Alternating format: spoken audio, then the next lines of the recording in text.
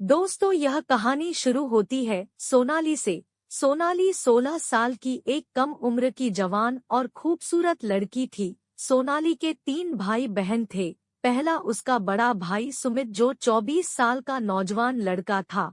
फिर सोनाली और उसके बाद एक छोटी बहन जो 13 साल की थी। एक दिन गांव से सोनाली के चाचा की मौत की खबर आ गई। यह सुनते ही सोनाली के मम्मी और पापा ने फैसला किया कि दोनों बड़ी बहन और भाई को यानी सोनाली और सुमित को घर पर ही छोड़ देंगे और छोटी बहन को साथ ले जाएंगे ताकि घर अकेला न रहे। सोनाली ने अपनी माँ से कही कि बड़े भाई को भी घर पर रहने दो और मुझे भी साथ ले चलो। मगर मम्मी ने यह कहकर सोनाली को ले जाने से इनकार कर दिया कि बेटी, तेरा एग्जाम होने वाला है और तुम्हारे बड़े भाई के भी तुम दोनों साथ में घर पर ही रहो और एग्जाम की तैयारी करो। हमें तो गांव में ज्यादा दिन लग जाएगा क्योंकि वहां पर सारे रिश्तेदार आए होंगे। काश उसके मम्मी और पापा उस दिन उसे गांव ले गए होते तो शायद ऐसा दिन न आता, सोनाली इतना बड़ा कदम न उठाती। अब आप भी सोच रहे होंगे कि ऐसा क्या हुआ जो सोनाली ने इतनी गंदी हरकत की। दरअसल हुआ ये कि सोनाली की 11वीं की परीक्षा सर पर थी और बड़ा भाई MBA की परीक्षा की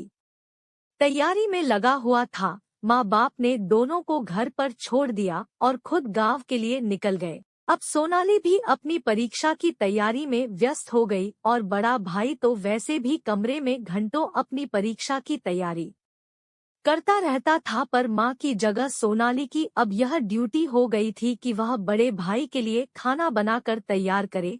पहले तो घर के सारे काम माँ ही करती थी। अभी मम्मी और पापा को गए सिर्फ 2 से 3 दिन ही हुए थे। एक के दिन की बात है, दोपहर को सुमित घर आया, अपने रूम का दरवाजा खोला और किसी को रूम में बैठा कर सीधा किचन में आया। सोनाली अपने कमरे में बैठकर पढ़ाई कर रही थी कि किचन से जब बर्तन निकलने की आवाज आई तो वह किचन में गई तो उसने देखा भाई किचन से खाने की डिश निकाल रहा है। सोनाली ने अपने बड़े भाई को खाना निकालते हुए देखा तो बोली, भाई लाइए मैं खाना निकाल देती हूँ। सुमित बोला ठीक है और यह कहकर वह अपने रूम में चला गया और अंदर से कुंडी बंद कर ली। सोनाली ने खाना प्लेट में खाना लगाकर तैयार कर दिया और अपने भाई के रूम के तरफ खाना लेकर चली गई। सोनाली ने बाहर से दरवाजा खटखटाया तो सुमित ने दरवाजा खोला और खाने की प्लेट ले ली। सोनाली खाना देकर मुड़ ही रही थी कि मुड़ते मुड़ते ही उसकी नजर भाई के कमरे में पड़ी तो उसको ऐसा महसूस हुआ कि कमरे के अंदर कोई लड़की है। यह देखकर सोनाली चौंक गई पर अपने भाई को उसने महसूस नहीं होने दिया और सुमित का वैसे भी ध्यान सिर्फ और सिर्फ खाने पर ही था और जैसे ही उसने सोनाली के हाथ से खाना लिया, सोनाली चुपके चुपके तिरछी नजरों से कमरे में झांक कर देख रही थी और सुमित उसके जाने का इंतजार कर रहा था और जैसे ही सोनाली मुड़ी उसने तुरंत दरवाजे की कुंडी अंदर से बंद कर ली। सोनाली जब किचन में गई तो उसका दिल जोर जोर से धड़क रहा था कि हमारे घर में ही अजनबी लड़की कौन है और वह मेरे भाई के कमरे में क्या कर रही है।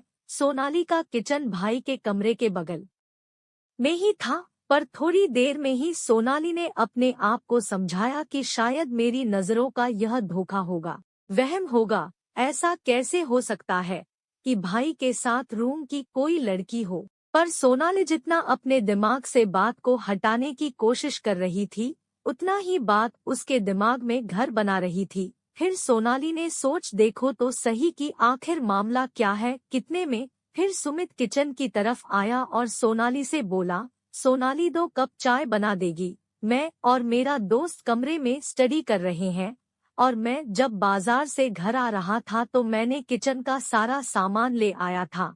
वह तुम देखकर बता दो कि कुछ कमी तो नहीं है, नहीं तो बाद में मुझे डिस्टर्ब मत करना। सोनाली बोली ठीक है, अभी मैं 2 मिनट में चाय तैयार कर देती हूँ।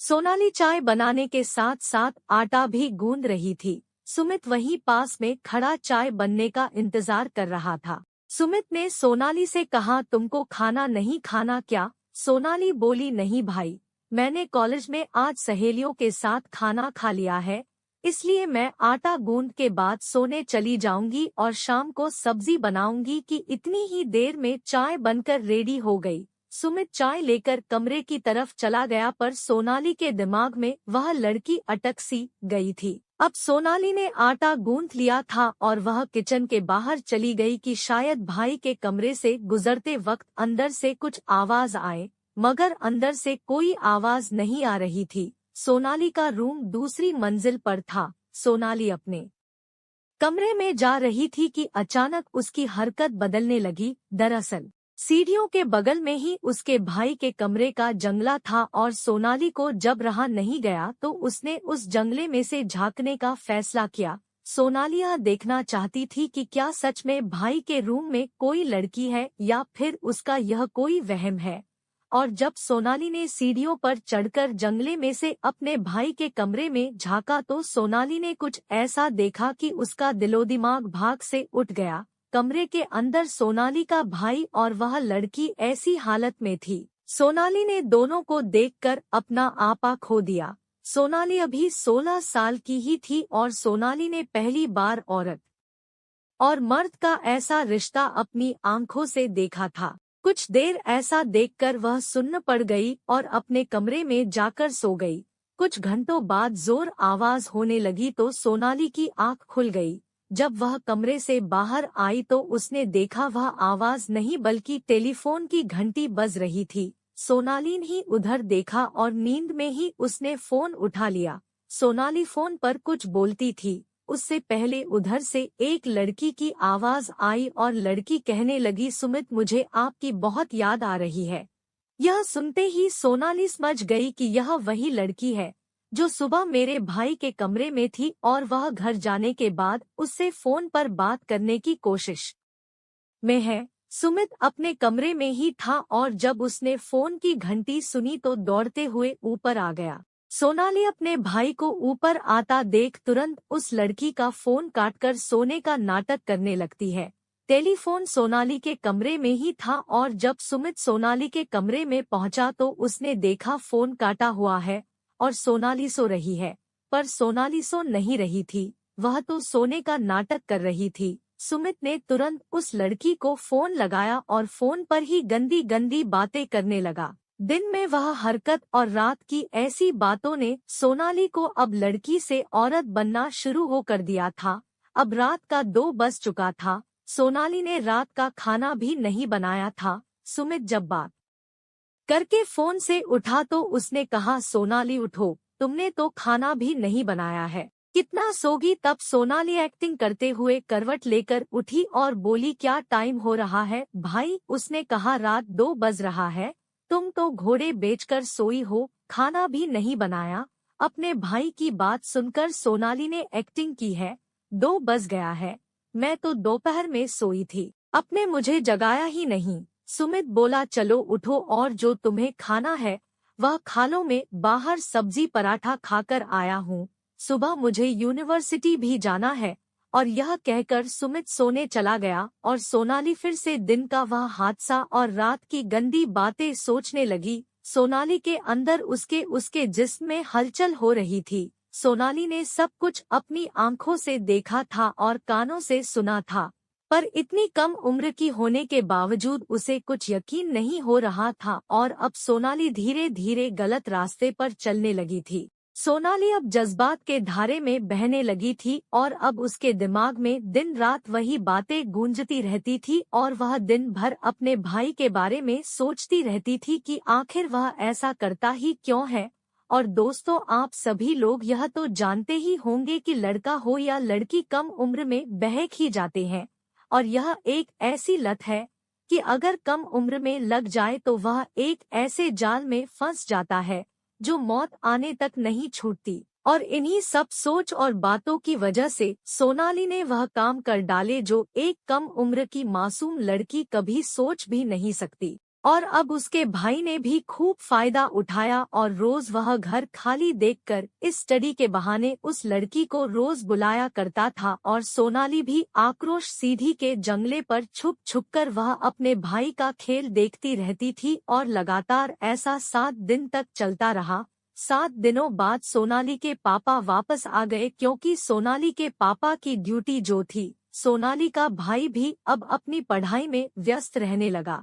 पर सोनाली का अब पढ़ाई से ध्यान धीरे धीरे हटता गया और उसकी जिंदगी बदलने लगी। दरअसल बात कुछ यह है, इंसान जो चीज देखता है उसे पाने की पूरी कोशिश करता है, और यही चीज सोनाली के साथ भी हो रही थी। सोनाली की मम्मी गांव से नहीं आई थी। रोज सुबह सोनाली का भाई कॉलेज और पापा ड्यूटी पर चले जाते थे और शाम को वापस आते थे। सोनाली घर में पूरा दिन अकेले रहती थी और वह अपने दोस्तों से मैगजीन लाकर पढ़ा करती थी, और वह मैगजीन उसकी उम्र से कई ज्यादा रंगीन थी, क्योंकि सोनाली की जो उम्र थी उस उम्र में उसे वह मैगजीन नहीं पढ़नी चाहिए थी। पर सोनाली ने अब अपना सारा समय इन्हीं सब चीजों में बिताना शुरू कर दिया और अब सोनाली की तबाही का रास्ता खुल गया।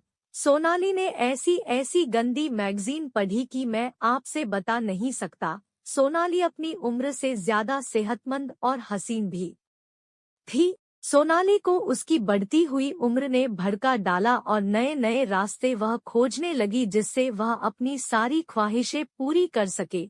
और फिर एक दिन सोनाली को घर के छत से ही एक रास्ता मिल गया जिससे वह सारी ख्वाहिश पूरी कर सकती थी। सोनाली ने बाहर के कई लड़कों को फंसाने की कोशिश की, पर घर की इज्जत और समाज का डर सामने आया। सोनाली जल्द से जल्द कुछ कर लेना चाहती थी, क्योंकि अगर मम्मी आ जाती तो वह दिन रात चौकीदार की तरह उसके पीछे पड़ी रहती और घर को चेक करना शुरू कर देती थी, और कोई भी माँ नहीं चाहेगी कि उसकी औलाद ऐसे गलत काम करे।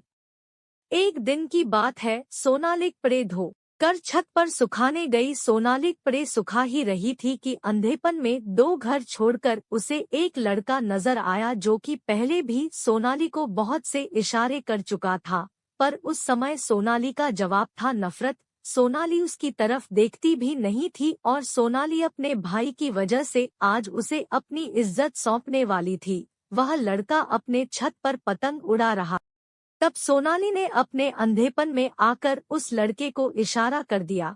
वह लड़का सोनाली के इशारे को समझ चुका था और जैसे ही सोनाली ने उसको इशारा किया और वह बंदरों की तरह छतों को लांघकर सोनाली के पास आ गया। सोनाली ने उसका हाथ पकड़ा और सीढ़ियों से उसे नीचे ले आई और बिना कुछ कहे ही उससे लिपट गई। सोनाली कितना करने पर उसे लगा कि वह लड़का तो मौके की तलाश में होगा, पर हुआ उल्टा। उस लड़के ने सोनाली के जज्बात को समझे बिना ही उसे आज अधूरा छोड़ दिया। सोनाली अभी सिर्फ 16 साल की ही थी और वह लड़का सुमित का दोस्त भी था, और जब उसने सोनाली की ऐसी हरकत देखी तो उसने सोनाली के मुंह पर 2 थप्पड़ जड़ दिए और वहां से सोनाली को धमकी देकर चला गया कि अगर उसने आइंदा ऐसी हरकत की तो वह उसके भाई से उसकी सारी हरकतें बता देगा। पर उस लड़के की छोड़ने की वजह से सोनाली अब भी मानी नहीं थी। आप यह कह सकते हैं कि मानो शेर के मुंह में खून लग गया हो और वह उसी खून से अपनी प्यास बुझाना चाहती थी।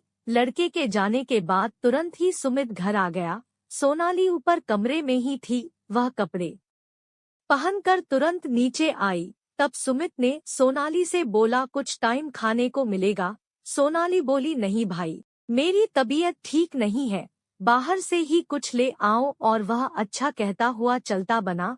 सोनाली अब नहाने चली। नहाकर निकली तो अपने कमरे में जाकर फूट फूट कर रोने लगी। उसको कुछ समझ नहीं आ रहा था कि आखिर वह करे तो करे क्या। आखिर उसके शरीर में ऐसी हलचल हो क्यों रही है।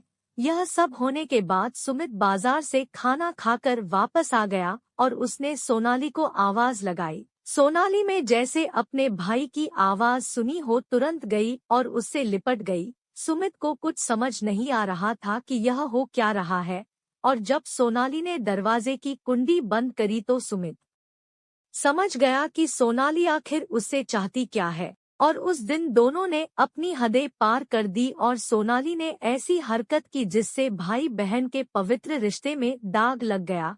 और आज जब वह दोनों ऐसा कर रहे थे तभी सोनाली की मां ने आकर सब कुछ देख लिया और वह बर्दाश्त न कर पाए और किचन में जाकर उन्होंने खुद को चाकू मार लिया। और कुछ घंटों बाद ही जब सोनाली के पिता ड्यूटी से लौटे तो अपनी पत्नी की ऐसी हालत देखकर वह रो पड़े। तब तक देर हो चुकी थी। घर पर पुलिस सोनाली और उसके भाई को जेल में ले जाने के लिए पुलिस तैयार थी और जब सोनाली के पिता को यह बात पता चली तो पुलिस के जाने के बाद उन्होंने भी जहर खाकर खुद को मौत के घाट उतार लिया। तो दोस्तों, इस कहानी से हमको यह सीख मिलती है कि हमें बच्चों के सामने कोई ऐसी गलत हरकत नहीं करनी चाहिए जिससे बच्चों का मन भटके और हमें रिश्तों की इज्जत करनी चाहिए। आपने देखा किस तरीके से एक गलती की वजह से सोनाली का पूरा हंसता खेलता परिवार बर्बाद हो गया। तो दोस्तों, आप लोगों को यह कहानी कैसी लगी है कमेंट में जरूर बताइए। अगर अच्छी लगी होगी तो इसे लाइक करें और हमारे चैनल को सब्सक्राइब करें। धन्यवाद।